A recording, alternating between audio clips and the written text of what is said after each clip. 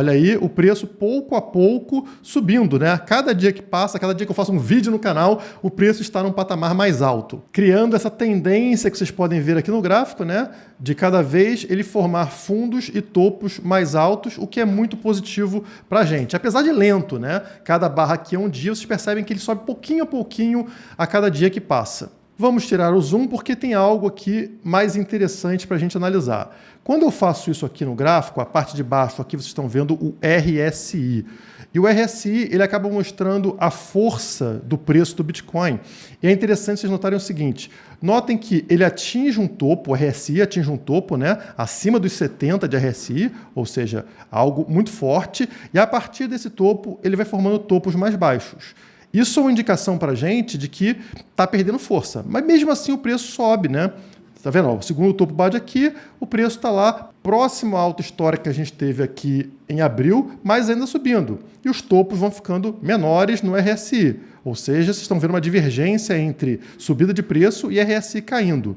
Até que em determinado ponto, depois de fazer alguns toques aqui no RSI, nessa tendência de baixo do RSI, o preço desaba, como vocês estão percebendo aqui, e vem até aqui embaixo do canal. Só que em determinado momento, ele continua caindo, caindo, caindo. Em determinado momento, ele rompe esta linha amarela, esta linha de tendência de baixa. Exatamente nessa linha tracejada que está aí no gráfico para vocês, no dia 21 de julho. E o que acontece, como a seta amarela mostra para vocês aqui, é que exatamente no momento desse rompimento do RSI, acontece aquela mega subida de preço. Tá? O preço do Bitcoin dispara. Excelente. E aí forma-se um outro topo do RSI, novamente acima dos 70 de RSI. A partir desse momento, ele começa a formar topos cada vez mais baixos, apesar do preço lá em cima ainda estar subindo lentamente, né? Em determinado ponto, como de costume, isso é invertido. O preço lá em cima desaba, a tendência do RSI continua sendo de cair, mas, como de costume, em determinado ponto, no dia 1º de outubro de 2021, onde está essa seta amarela aqui, a gente tem um rompimento da tendência de baixo do RSI. É esta linha amarela agora, né? E lá em cima o que acontece? O preço dá uma nova disparada gigantesca em direção ao topo do canal. Beleza, RSI dispara até atingir um novo topo. Onde vai esse novo topo? Mais uma vez, acima dos 70 de RSI. A partir desse ponto, formamos topos cada vez mais baixos no RSI, apesar de, como vocês podem notar, neste segundo toque, o preço está subindo lá, né? Atingimos a nova alta histórica dos 69 mil dólares. E aí o que acontece? O preço, em determinado momento, desaba e o RSI continua caindo, continua caindo, continua caindo. Mas o que aconteceu exatamente agora, no dia 28 de janeiro? O RSI rompe pela terceira vez esta linha de tendência de baixa, essa linha amarela aqui, né? E agora vocês percebem que o preço continua subindo lá. E a tendência, como aconteceu nos outros momentos onde houve esse rompimento, né, aqui atrás, seria o preço dar uma disparada mais forte, como aconteceu aqui e como aconteceu aqui. Tá? Então isso é algo muito positivo para a gente, né? Se a gente imitar esses momentos anteriores ao longo deste canal de alta, seria um momento agora de uma valorização mais alta para o Bitcoin. Como eu falei para vocês, se o preço fechar acima dos 38.500, se mantendo acima desse patamar, a tendência realmente é de dar alguma disparada para a região dos 40 mil dólares. Vamos acompanhar. E não é somente o Bitcoin que está se valorizando. Outros ativos escassos também. Como essa notícia, da onde que é? Essa notícia da Veja fala, né? Preços das commodities disparam, mas ainda é cedo para o Brasil festejar. Primeiro vamos ler a matéria, depois eu faço os comentários. Então na matéria aqui, eles falam sobre produtos, commodities, né? Que são escassos, como ferro, aço, petróleo. E eles colocam na matéria, notem como eles sabem o que gera esse aumento de preço. Eles falam sobre baixos estoques, ou seja, você tem baixa oferta, como acontece com o Bitcoin, onde a oferta é limitada, né? Bitcoin só possui 21 milhões de unidades, portanto, oferta limitada. Mesma coisa aqui no caso do petróleo. Deixaram o petróleo mais caro. Oferta baixa acaba aumentando o preço de um ativo que é demandado. Mas na frente eles falam sobre o aço. E aí eles falam sobre a outra ponta da lei da oferta e demanda. No caso do petróleo falaram da baixa oferta, aqui eles falam de demanda, de alta demanda por aço devido ao governo ter projetos aqui de rodovias e ferrovias que demandam aço. Então, se você tem alta demanda, o preço sobe. Se você tem baixa oferta, o preço sobe. E é por isso que o Bitcoin sobe também. Ele possui alta demanda, cada vez maior, devido aos problemas que nós temos com as moedas ao redor do mundo, e além dos problemas financeiros de inflação e tudo mais, e ele tem baixa oferta, e a cada dia uma oferta menor. A cada 4 anos, a oferta de Bitcoin cai pela metade e vai continuar caindo pela metade até se tornar zero lá mais ou menos pelo ano 2140. É engraçado que a mídia entenda o impacto da oferta e demanda nas commodities, mas não entenda no caso do Bitcoin. Esse é o primeiro ponto que eu tiro dessa matéria. Talvez os jornalistas, assim como alguns de vocês, questionem o seguinte: tá, a oferta do Bitcoin é limitada, mas a demanda talvez não esteja subindo, né? Talvez não exista motivo para a demanda por Bitcoin subir. Será mesmo? Olhem essa matéria que interessante. Fazendeiro usa cocô de porco para minerar Bitcoin. Portanto, eles estão pegando algo sem valor, no caso o cocô de porco, né? Tem pouco valor, digamos assim, né? É uma matéria-prima fraca, de pouco valor, estão usando isso para ganhar dinheiro, para conseguir realmente ter um retorno positivo. Eles podiam vender, né? Usar algum equipamento para processar isso, transformar em energia e vender para o governo, ou podem usar essa energia para minerar criptomoedas, que está sendo muito mais lucrativo para eles. Portanto, essa matéria comprova que, por diversos motivos, a demanda por Bitcoin é crescente e cada vez vai ser maior, porque é possível para as pessoas pegarem matéria-prima bruta e sem valor e transformar isso em dinheiro. A mesma coisa acontece com o flare, aquele gás que é expelido na exploração do petróleo, né, que era descartado e que era poluente e que não dava dinheiro nenhum para quem faz a exploração. Na hora que você coloca um equipamento de mineração de Bitcoin para captar esse gás e transformar em energia e em Bitcoin, pronto, você acaba de aumentar a demanda por Bitcoin e remunerar quem faz essa mineração. Então, tudo que a gente faz e que gera energia, que tem desperdício de energia, pode se transformar em dinheiro com o uso do Bitcoin. Isso torna o Bitcoin cada vez mais demandado. A demanda do Bitcoin só sobe, enquanto a oferta, como a gente falou, é limitada. A matéria apresenta umas fotos interessantes. Está aqui o cocô do porco, né? Está aqui um equipamento que eles usam para mineração. Aqui embaixo tem um certificado da própria empresa que faz isso, né? Green Data Chain, bem interessante. E aqui está o equipamento de mineração transformando cocô de porco em Bitcoin, em dinheiro real. E como a matéria fala, quem faz isso está ganhando 10 vezes mais do que vendendo essa energia renovável para o governo. Portanto, é muito melhor para eles realizar mineração de Bitcoin. E é aí que a gente faz o questionamento principal desse vídeo, que foi baseado nessa notícia aqui. O Cauê Moura é um influenciador, está aí nas redes sociais, tem YouTube e tal, e ele ficou revoltado com esse crescimento, explosão dos NFTs. Para ele isso não faz sentido, porque seria um jogo de soma zero, assim como vários aspectos do capitalismo, né?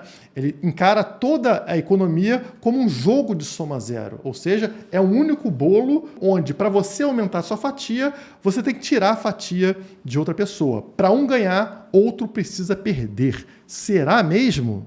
Como a matéria explica, Cauê Moura defende a ideia de que A é pobre porque B é rico. Então, se a pessoa fica mais rica, ela está deixando os outros mais pobres. Isso seria derivado da teoria da exploração de Marx. Consequentemente, nenhuma troca comercial poderia gerar valor, e sim apenas redistribuir valor. É aquilo, pegando um pouco da fatia do bolo do outro. Isso é um problema enorme, pessoal, porque essa ideia está inserida na sociedade. As pessoas aprendem isso até mesmo na escola, né? Na educação estatal, de que é assim que funciona. Para um ganhar, outro tem que perder. É um jogo de soma zero. E daí deriva o ódio ao capitalismo, o ódio ao empresário, o ódio ao rico, né? Porque se o cara ficou rico, ele está roubando de mim. É essa mensagem que as pessoas absorvem. E isso é uma falácia, é uma mentira. Isso não tem nada a ver com a realidade. Afinal, se assim fosse, estaríamos até hoje vivendo dentro de cavernas, lá na Idade da Pedra. Por quê? Porque não teria crescimento econômico. Seria somente essa quantidade de valor sendo redistribuída. Continuaríamos todos sempre no mesmo nível de riqueza global. Então, se é a idade da pedra, é a idade da pedra sempre. Alguns vão ficar com mais pedras, outros com menos pedras, mas o contexto geral não cresce, não enriquece. O bolo não aumenta de tamanho. Isso é uma mentira. A cada século que passa, nós estamos muito mais ricos, nós temos muito mais valor agregado na economia do que no século anterior. E como a própria matéria explica, a imensa maioria das coisas, em seu estado natural, não nos permite satisfazer nossas necessidades. Portanto, tem menos valor. É diferente você ter um pedaço de ferro e ter um carro. O carro é muito mais valioso do que o ferro. Por quê? Porque o carro satisfaz mais as nossas necessidades. E é assim que a gente vai evoluindo. Na hora que existe uma troca, alguém tem dinheiro, alguém tem ferro, e essa pessoa troca ferro por dinheiro, para essa pessoa aqui, o dinheiro é mais importante do que o ferro. Para essa pessoa aqui, o ferro é mais importante do que o dinheiro. Por quê? Porque essa pessoa aqui, ela vai fazer algo com esse ferro. Ela entende que com o ferro em mãos, ela pode, por exemplo, construir um carro e agregar muito valor e tornar a sociedade mais rica. A outra pessoa não faria isso. E é assim que, pouco a pouco, a gente vai aumentando o tamanho desse bolo, sem que ninguém fique pobre para outro ficar rico. Se o bolo aumenta, aumenta a quantidade de bolo para todo mundo. E é por isso que o capitalismo de livre mercado funciona. Ele não funciona bem quando se transforma num capitalismo de Estado, ou seja, grandes organizações sendo protegidas pelo Estado para não sofrerem concorrência, que é o que a gente tem hoje em qualquer lugar do mundo. E que mesmo assim funciona melhor para o crescimento do bolo, enriquecimento, do que outras vertentes, como por exemplo o socialismo ou o comunismo. Mas aí um Cauê Moura da vida vai perguntar: por que então alguém compraria um tênis pegando fogo em NFT? Qual é o valor disso? E novamente, o valor é algo subjetivo. Algo que não tem valor para você pode ter muito valor para outra pessoa. Por quê? Porque você não faria nada com isso, mas a outra pessoa, sim. Então, por exemplo, se você me der um pedaço de ferro, para mim não tem valor nenhum. Eu não sei o que fazer com um pedaço de ferro, mas dê o ferro para alguém que é inovador a ponto de transformar aquilo num carro, e aquilo tem muito valor para aquela pessoa. Mesma coisa com relação a um NFT. Para mim pode não ter valor nenhum, mas talvez para um show, para um cara que tem uma casa de shows, casa de eventos e tem dificuldade no controle de ingresso, pode ser algo interessante. Percebam como a gente só consegue crescer esse bolo, evoluir, se a gente estiver numa sociedade de trocas voluntárias, de livre comércio, de livre mercado. Porque na hora que o Estado vem regular esse tipo de troca, ele destrói tudo. Na hora que ele fala, não, esse negócio não faz sentido, você não pode comprar ferro porque ferro é ruim, sei lá, qualquer coisa que você imaginar. Ele está destruindo a possibilidade de criar riqueza. E é isso que o Estado faz constantemente. Agora, o mais bizarro de tudo isso é que as mesmas pessoas que dizem que capitalismo é um jogo de soma zero não usam esse mesmo conceito quando a gente fala sobre direitos do trabalhador. Afinal, você tem um salário só. Se você dividir esse salário em 12 partes ou 13 partes, não faz diferença nenhuma. É um bolo só, correto? O seu salário é um bolo só. Mas não, eles dizem que se tiver o direito do 13º salário, você vai ganhar mais. O empregador simplesmente vai pegar o teu salário anual, o teu custo anual, e dividir em 13 partes, ao invés de dividir em 12 partes. É por isso que essa porcaria só existe no Brasil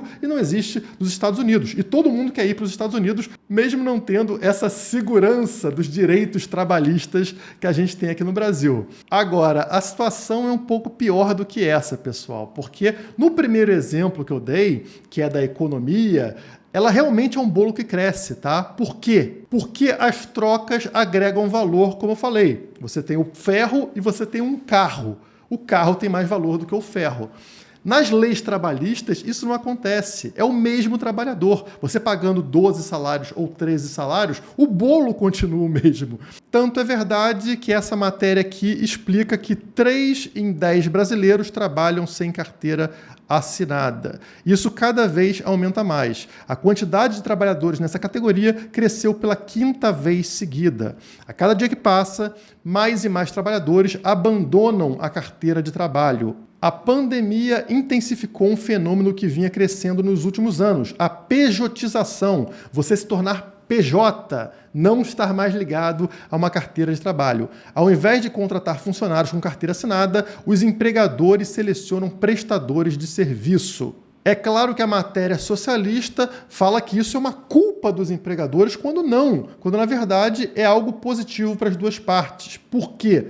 Porque para ter carteira assinada, parte do que o funcionário recebe fica com o governo. Mesma coisa para o patrão. O patrão também vai ter que pegar praticamente o salário inteiro do funcionário e dar para o governo. Ele paga 2 salários para ter um funcionário. E esse dinheiro que vai para o governo poderia estar indo para o funcionário. Então, para as duas partes é interessante não assinar carteira. O funcionário recebe um salário mais alto e o patrão tem um custo menor. Excelente! E esse é o incentivo para que as pessoas não queiram ter carteira assinada. Qual é o risco, pessoal? Por que isso aqui não dispara para 100% dos contratos de trabalho? Porque existe algo chamado Estado. Se um cara que é PJ numa empresa sai da empresa ou é demitido e entra na justiça estatal, o Estado quase sempre dá ganho de causa para o funcionário, mesmo que exista um contrato estabelecido entre as duas partes falando que todos estão de acordo. Eu vou te pagar como PJ, você vai receber tanto, tudo certinho, tudo pago, não importa. Para o Estado, o funcionário tem que receber uma indenização, às vezes milionária, às vezes quebrando um comércio, quebrando uma empresa, porque para o Estado é melhor que exista carteira assinada. Ele ganha mais dinheiro nesse modelo. Ou seja, PJ acaba sendo um risco para o empregador. O empregador que faz isso, como a maior parte das startups, ele está correndo um risco de pegar uma pessoa aí antiética que coloque ele na justiça e provavelmente ganhe, mesmo não tendo direito a isso por contrato. E se mesmo com todo esse risco, esse número não para de crescer, a quantidade de MEIs de 18 a 24 anos cresceu 204% desde 2019. Não para de crescer. Por quê? Porque é melhor, é um incentivo melhor para todas as partes, exceto para os parasitas estatais. Mas não é isso que pensa o tal de André Leão, CEO da DataHub. Ele finaliza a matéria falando que isso não é sustentável, porque o MEI reflete um encolhimento de renda, já que ao sair do mercado formal, as pessoas não têm 13º salário, férias, plano de saúde, vale alimentação. Ou seja, ele entende que simplesmente por dividir o salário da pessoa anual em 13 partes, vai ser maior do que dividir em 12 partes. E que esses custos todos aqui de férias, plano de saúde, vale alimentação, não são pagos por ninguém, né? Ou que o empregador vai e dá mais dinheiro para o funcionário. Claro que não, né, pessoal? Todos esses custos estão embutidos na mesma contratação. No fundo, é o próprio funcionário que paga por isso. Ele tem descontado do salário dele todos esses benefícios. Agora, ao invés de ele poder escolher se vai contratar um plano de saúde ou um vale alimentação, ele é obrigado a receber um que ele não escolheu. É algo tão sem sentido que só existe por aqui, né? Na maior parte dos países você não vai ver esse tipo de lei idiota. Você recebe o teu salário e faz com ele o que bem quiser. Agora, essa migração da carteira assinada para outros modelos, como por exemplo PJ, está sendo acentuada recentemente porque a gente já estourou completamente a curva de Laffer. Eu não estou falando aqui do Thiago Leifert do BBB, e sim desta curva de Laffer aqui. O que é a curva de Laffer? Ela mede a relação entre o valor arrecadado com o imposto a diferentes alíquotas. Tem um gráfico aqui, eu vou usar ele como exemplo, tá? Então significa o seguinte: o governo ele pode ir cobrando imposto até determinado ponto. A partir desse ponto, ele começa a perder arrecadação, a perder dinheiro quanto mais ele cobrar imposto. Pensem comigo, se um governo cobra 0% de imposto, ele não ganha nada, correto? Se ele cobra 100% de imposto, ele também não ganha nada, porque eu não vou trabalhar para que o governo tire 100% do que eu ganhei. Então vai todo mundo parar de trabalhar e o governo também não vai ganhar nada. Então o ponto ideal de equilíbrio de arrecadação para os parasitas é entre 0% e 100%. E é isso que a curva de Laffer tenta medir, né? Qual é o ponto ideal onde a arrecadação é máxima? A partir desse ponto, quanto mais imposto o governo cobrar, menos ele vai arrecadar. Acontece que por diversos motivos políticos, né, pressões que existem ali na economia, um empresário ou outro exigindo alguma coisa, os governos geralmente extrapolam essa curva de Laffer, ou seja, continuam aumentando as alíquotas, cobrando mais imposto, mesmo arrecadando menos. No caso do Brasil, isso já é óbvio. A nossa carga tributária é um completo absurdo e não para de crescer. Então a gente já passou do ponto ótimo, até mesmo para o governo, há muito tempo. E aí o incentivo para as pessoas migrarem de um modelo como carteira de trabalho,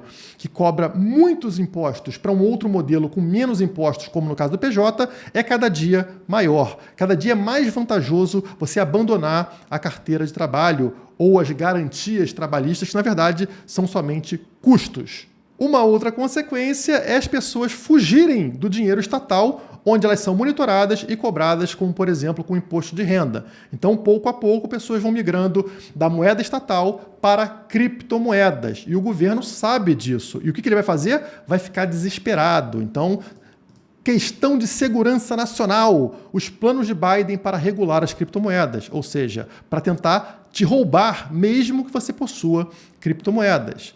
Máquina estatal russa pretende capturar as criptomoedas em vez de bani-las. Mesma coisa. Eles querem cobrar, eles querem ter parte desse valor porque eles estão perdendo o controle. Eles estão perdendo a fiscalização e a cobrança em cima da moeda deles, porque as pessoas não querem mais usá-las.